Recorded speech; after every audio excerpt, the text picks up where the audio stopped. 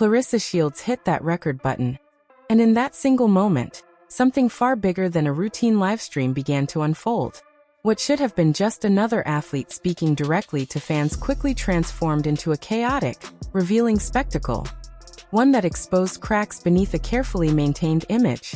By the time she reached for the delete button roughly 16 minutes later, it was already too late. The internet had done what it always does. Captured everything, dissected every word, and preserved every second. What was meant to disappear instead became permanent. This wasn't just a rant. It wasn't even just frustration spilling over. It felt like something deeper, an emotional unraveling disguised as confidence. The tone, the pacing, the contradictions. They all pointed to a person trying to assert control while simultaneously losing it. And once that footage began circulating, the narrative slipped completely out of her hands. The most striking part of the entire episode wasn't even what she said directly. It was what lingered beneath the surface. Because when you strip away the shouting, the insults, and the bravado, one question remains unavoidable. Who was she really talking to?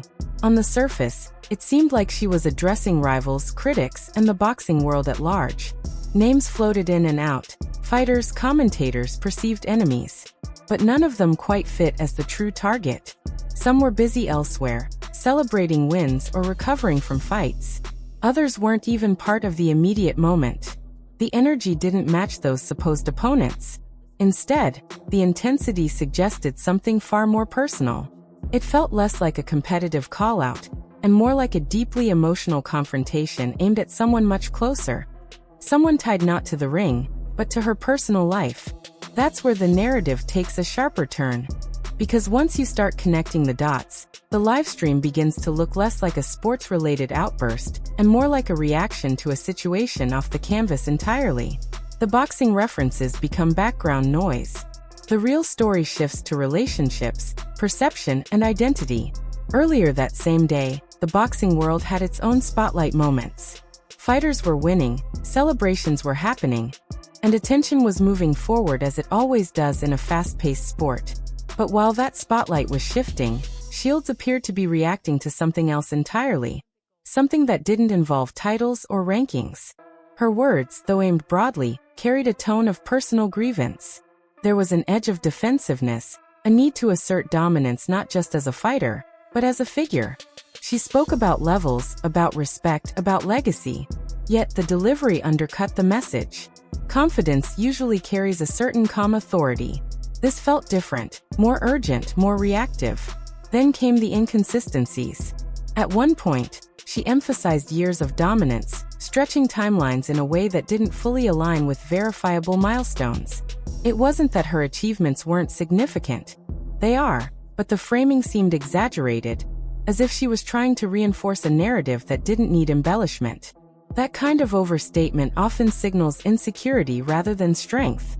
The same pattern appeared when discussing opponents. Elite fighters were named, acknowledged, even praised. Yet there was no concrete evidence of those matchups materializing. In combat sports, especially at the highest level, legacy-defining fights are built on action, not just words. The gap between calling out names and signing contracts becomes noticeable over time. And then there was the atmosphere of the stream itself. Small details, easily overlooked, began to stand out. The background noise, the environment, the pacing of her movements. These elements painted a picture that contrasted sharply with the image she was trying to project. It's often the unintentional moments that reveal the most, and this livestream was full of them. At one point, she searched for a bottle, fumbling through drawers while continuing to speak. It was a minor moment on its own, but symbolically, it carried weight. Public figures who carefully cultivate an image of discipline rarely allow such raw, unfiltered glimpses into their personal state, especially during a live broadcast meant to assert control. That contrast between the intended message and the visible reality became a recurring theme throughout the stream. As the minutes passed, the tone escalated. The language grew sharper, more pointed. What started as a declaration of status slowly turned into something closer to a defensive spiral. Insults replaced arguments. Emotion overtook structure. The line between performance and genuine reaction blurred completely. And then came the slips. Moments where the narrative cracked just enough to reveal something unintended. Statements that raised eyebrows. Lines that didn't quite fit the larger message, but carried their own implications. These are the moments the internet notices most. The ones that feel unfiltered, unscripted, and revealing. By this stage, the live stream had already taken on a life of its own. Viewers weren't just watching. They were analyzing, clipping, sharing. Every second was being archived in real time. The idea that it could simply be deleted and forgotten was already unrealistic. When the stream finally ended and was removed, it didn't mark the end of the story. It marked the beginning of a new phase, the aftermath. Clips resurfaced across platforms. Discussions exploded. Opinions formed instantly, often without full context but driven by the most dramatic moments. In today's digital landscape, perception moves faster than explanation. Once a narrative takes hold, it's incredibly difficult to reshape. And the narrative that emerged wasn't flattering. It wasn't about dominance or legacy. It was about instability, contradiction, and vulnerability. The very thing she seemed to be fighting against became the focus of the conversation. Meanwhile, the broader boxing world continued moving forward. Fights were being scheduled. Fighters were gaining momentum. The spotlight shifted, as it always does, to the next event, the next story. But this particular moment lingered, not because of what it added to the sport, but because of what it revealed about the person at its center. There's also a larger conversation here about public image and authenticity. In an era where athletes are expected to be both competitors and personalities, the line between personal and professional life becomes increasingly blurred. Social media offers direct access, but it also removes the filter that once existed between public figures and their audience. That immediacy can be powerful, but it can also be risky. What happened in that 16-minute window is a perfect example of that risk. It showed how quickly control can slip away, how a message intended to assert dominance can instead expose doubt, how the pressure to respond, to critics, to rumors, to personal situations, can lead to decisions that amplify the very narratives one is trying to silence. It also highlighted something else: the permanence of digital moments. There was a time when a misstep might fade with time, limited by who witnessed it. That time is gone. Now, every moment has the potential to be recorded, shared, and revisited indefinitely. Deleting something no longer erases it.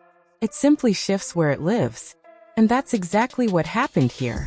The live stream may be gone from its original platform, but it exists everywhere else. In clips, in commentary, in memory. It has become part of the broader story, whether intended or not.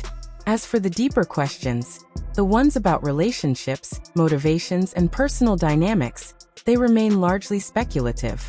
But the intensity of the reaction suggests that something significant lies beneath the surface. Something that goes beyond competition and into the realm of personal stakes. That's what made the moment feel so charged. It wasn't just about boxing.